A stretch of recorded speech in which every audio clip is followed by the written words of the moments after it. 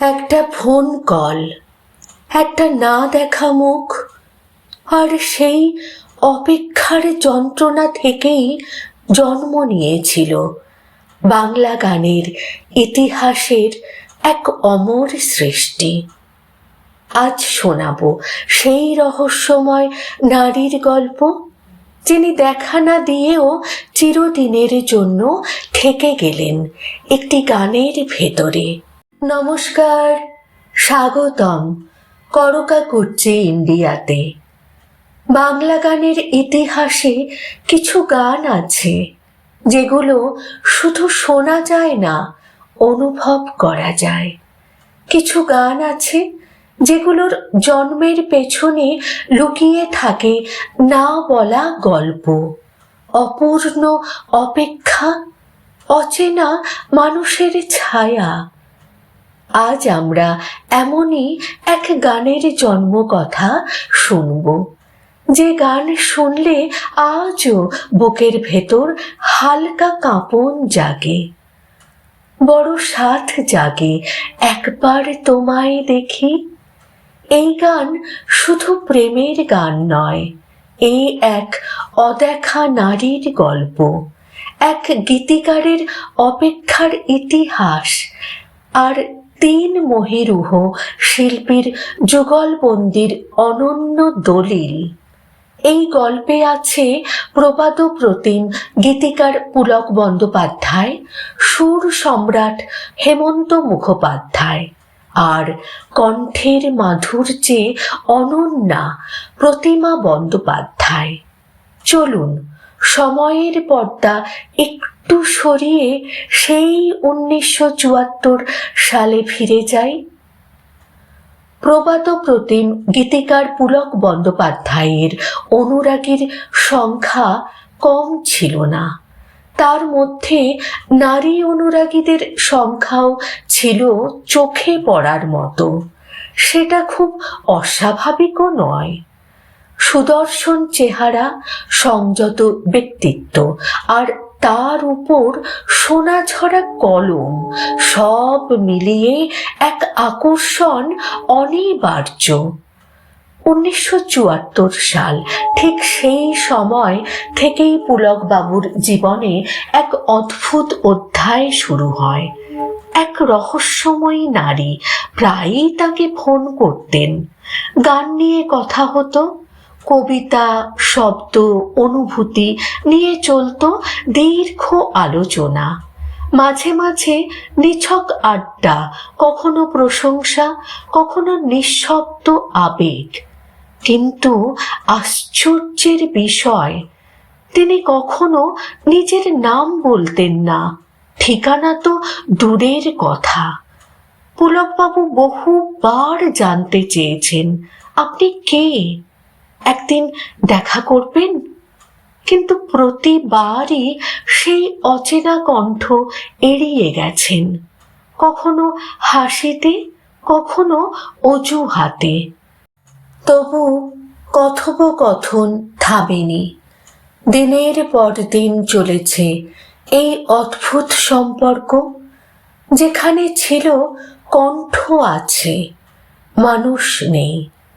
অবশেষে অনেক অনুরোধের পর একদিন সেই রহস্যময়ী নারী দেখা করতে রাজি হলেন। ঠিক হলো এক বিকেলে দেখা হবে। পুলকবাবু সেদিন সত্যিই প্রস্তুত ছিলেন। গাড়ি দাঁড়িয়ে আছে নিচে, ড্রাইভার অপেক্ষায়। তিনি সিঁড়ি দিয়ে নামবেন, ঠিক সেই মুহূর্তে ক্রিং ক্রিং ফোন। ফোনের ওপারে স্বয়ং হেমন্ত মুখোপাধ্যায়।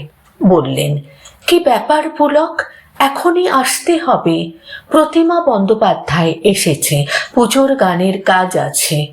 পুলকবাবু একটু ইতস্তত করলেন, বললেন, আজ তাঁর জরুরি একটা কাজ আছে। কিন্তু হেমন্তবাবু নাছোড়, কালই বোম্বে যাবেন, আজ ছাড়া উপায় নেই। আর প্রতিমাও বেশিক্ষণ বসতে পারবে না। পুলকবাবু পড়লেন মহা বিপদে।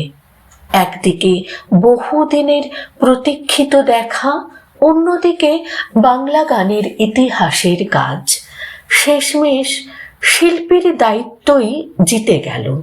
গাড়ির দিক ঘুরে গেল অন্য পথে। ভগ্ন মন, সম্পূর্ণ অপেক্ষা নিয়ে পুলক বন্দ্যোপাধ্যায় রওনা দিলেন হেমন্ত মুখোপাধ্যায়ের বাড়ির দিকে। তিনি ভাবলেন, পরে আবার দেখা হবে, নিশ্চয়ই হবে। কিন্তু সে দেখা আর কোনোদিনই হয়নি, কারণ সেই রহস্যময়ী নারী এরপর আর কখনো ফোন করেননি।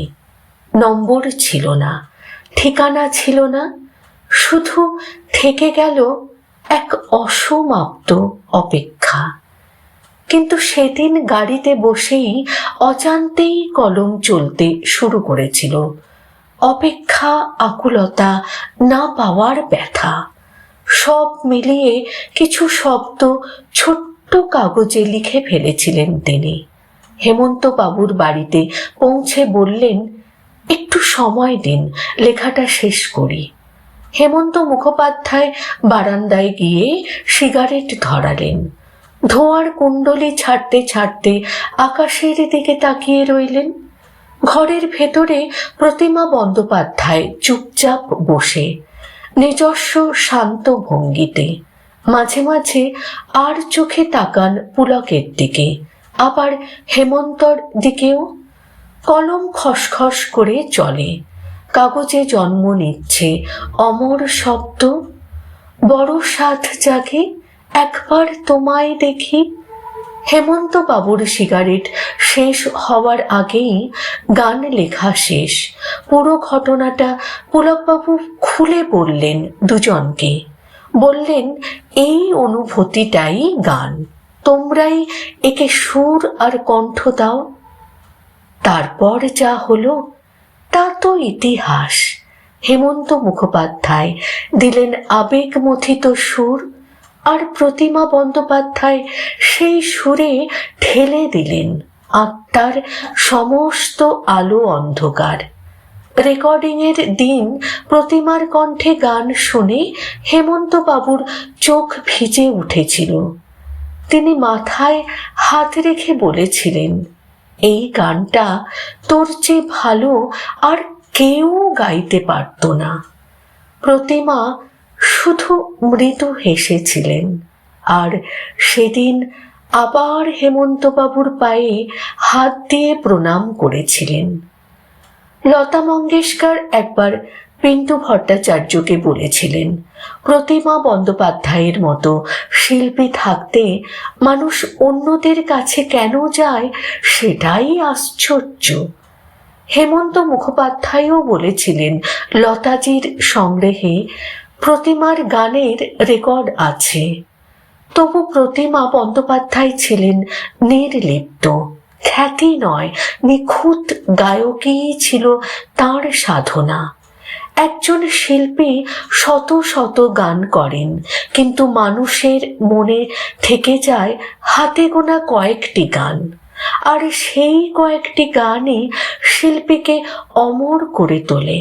ঠিক যেমন বড় সাধ জাগে একবার তোমায় দেখি, এক অচেনা নারীর অপেক্ষা, এক অপূর্ণ সাক্ষাৎ, আর এক গীতিকারের ব্যথা, সব মিলিয়ে তৈরি হয়েছিল এক চিরকালীন সৃষ্টি।